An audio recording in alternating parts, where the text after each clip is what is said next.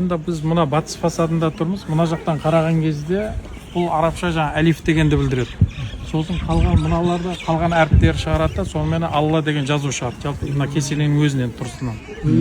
Сосын мынаны алып қараған кезде мына кесенеде эпиграфика бар, араб жазулары. Ол сыртында, ішінде сақталған бұйымдарда, жаңа тайқазанда, тағы басқа заттарда жазулар бар. Енді мына сыртындағы осы батыс фасадта айтатын болсақ, мына төменгі бөлік дейміз, ортаңғы бөлік, жоғарғы бөлік деп үш бөлікке бөліп қарастырамыз. Соның ішінде мына ортаңғы бөліктегі мына жазулардың бәрі кәдімгі құпия болып табылады. Яғни әрбір сауаты бар адам бұны оқи алмайды дегендей. Жоғарғы жазуларда былайша хат танитын кісілер оқуы мүмкін, оқи алуы мүмкін. Енді бұл жерде біз осы кітап Қожа Ахмет Яссауи кесенесіндегі жазуларды кітап етіп шығардық. Қожа Ахмет Яссауи кесенесі деген альбоммен шықты ол кәдімгі. Қазақша, орысша, ағылшын тілінде, үш тілде шықты.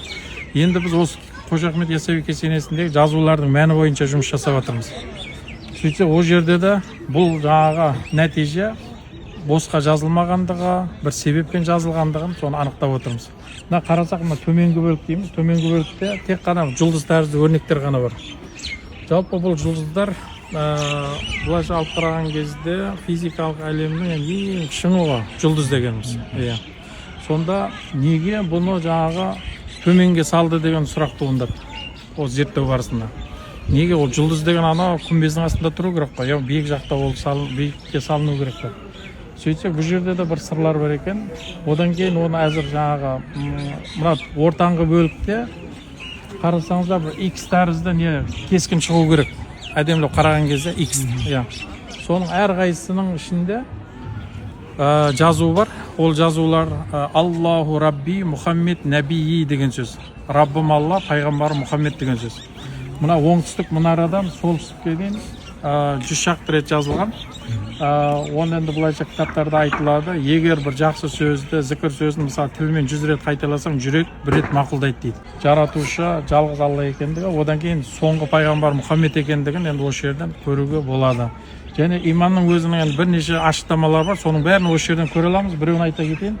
Мысалға, иманда 7 парыз бар дейміз. 40 парыз деген болады ғой, мұсылмандықта. Соның 7-еуі иманда дейміз.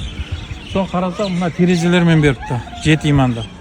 Мысалға, аманту биллахи, Аллаға иман келтірдім, уа мәләикәти, періштелеріне иман келтірдім, уа күтуби, кітаптарына иман келтірдім, уа русули, пайғамбарларына иман келтірдім, уа лияумил ахири, ахирет күніне иман келтірдім, уа бил қадари хайри уа шарри миналлахи таала, жақсылық жамандық тағдыр бір Алладан екендігіне сендім, уа баъсу бадалмат, өлгеннен кейін қайта тірілуге иман келтірдім деген мына 7 иман терезелермен беріп тұр. Содан тағы да қарайтын болсақ, мына адам баласында жаңағы тән мен жан дейміз ғой. Мысалға, тән азығы мына терезелердің ар жағында асхана бар. Тән азығы асханадағы ақ дастарханда, тән азығы.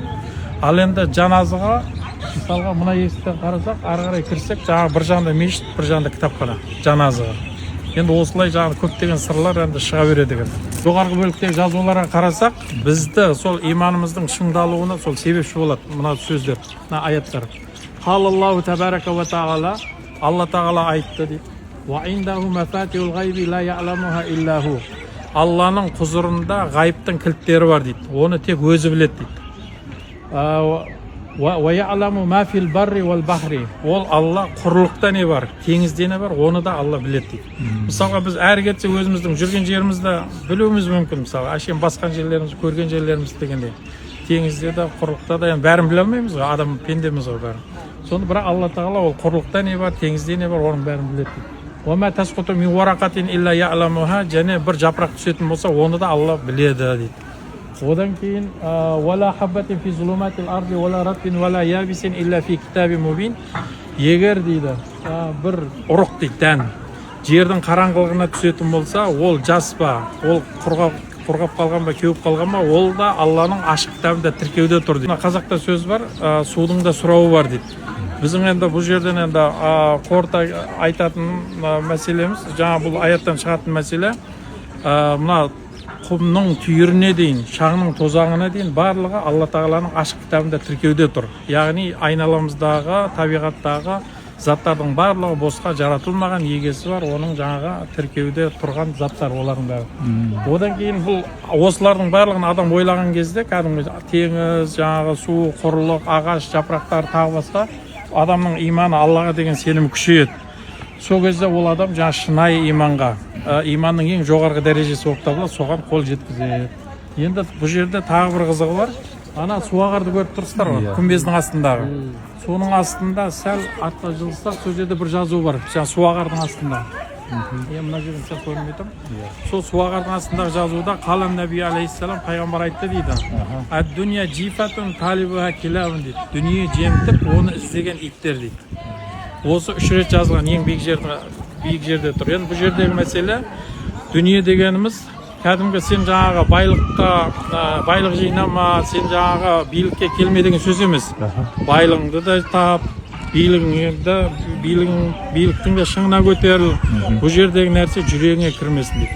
Яғни дүние қоңыз болма дейді. Тағы да бір несі өздеріңізге белгілі пендешілік дейміз ғой, пендешілікке салынба дейді.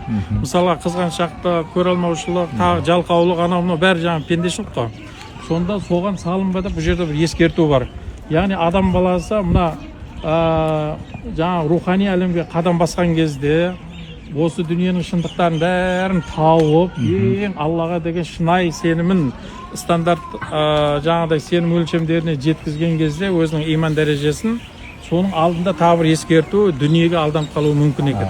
Қанша оқыса да, дінді қанша білсе де, жаңа пендешілікке салынбайтын болсаң, ана күмбездің астында ақ жазулар бар ғой, ақ кірпішпен қаланып жазылған жазулар бар. Соның біріншісінде әл-инаяту лилла дейді. Егер сен жүрегін тазартатын болсаң, Алланың арнайы қамқорлығына алынасың дейді. Инаятына алынасың дейді. Ал одан кейін не болады деген кезде ең соңғы жазу әл-атау лилла. Алланың арнайы сыйы сізге беріледі. Оны біздің қазақта әулиелік дейді. Әулиелік дейді. Одан кейін мына дінде, шариғат жолында ләдүнни ілім дейді. Жаңағы ғайыптан берілетін Алла Тағаланың өзінің бір жаңағы адамға беретін сыйы бар ғой, ерекше ілім. Сондай жаңағы уахби ілім дейді, жаңағы ләдүнни ілім деп, жаңағы Қыдыр атаның жаңағы оқиғасы барлығы соған жатады. Яғни руханияттың шыңына көтерілесің дейді. Егер де сен жаңағы осы айтылған жаңағы дүниелік нелерден бәрінен ада болсаң дейді. Қорыта келгенде бұл жерде шынымен де мына физикалық әлемнің ең шыңы жұлдыз болатын болса, сонда деген содан кейін руханият басталып тұр да. Яғни ла илаха илlalloh Мұхаммед Расулалладан ары қарай ол адам өсет шынайысына, оны ары қарай дүниеге берілмейтін болса, ол әулиеге айналады. Сондықтан да бұл жерде бұны жаңағы иман мәселесі деп есептейміз. Бұны біз мына шариғатта 4 саты бар: шариғат, мағрифат, тариқат, хақиқат деген. Сонда бұны шартты түрде біз шариғат деп атадық. Яғни сенім мәселесін жаңағы қозғаған. Одан кейін тағы бір осы жерден тұрып айта берген уақыт мәселесі. Сонда тағы бір мәселесі, енді кейбір адамдар айтады, мен білім алуым керек дейді. Сонда мына сол фасадта, порталда кәдімгі сол білім алушылар үшін жазулар бар екен. Онда ең бастысы былай деп келтіреді: қала Нәби алейхиссалам, қала Расулулла, ман арафа нафсаху фақат арафа раббаху дейді. Кім өзін өзі таныса, ол Құдайын таниды дейді. Демек, өзін өзі танудан басталады дейді барлық нәрсе. Свастикалар бар. Сонда ол жерде де жазу, әл-абду юдаббиру, пенде жоспарлайды дейді, бірақ Алла шешеді дейді. Сонда ана мәңгілік қозғалыстың белгісі, яғни адам бізге кәдімгі не бір сообщение, хабарлама бар. Яғни адам баласы қарап жатпа дейді. Сен деген жоба тап, жол көрсет дейді. Жаңағы келешек қам үшін. Яғни өзің үшін, бала-шағаң үшін, туған туысқандар үшін, ел халқың үшін әрі қарай асып бара жатса, адамзат үшін сен қозғала бер дейді. Яғни қарап жатпа, уақытыңды босқа өткізбе дейді.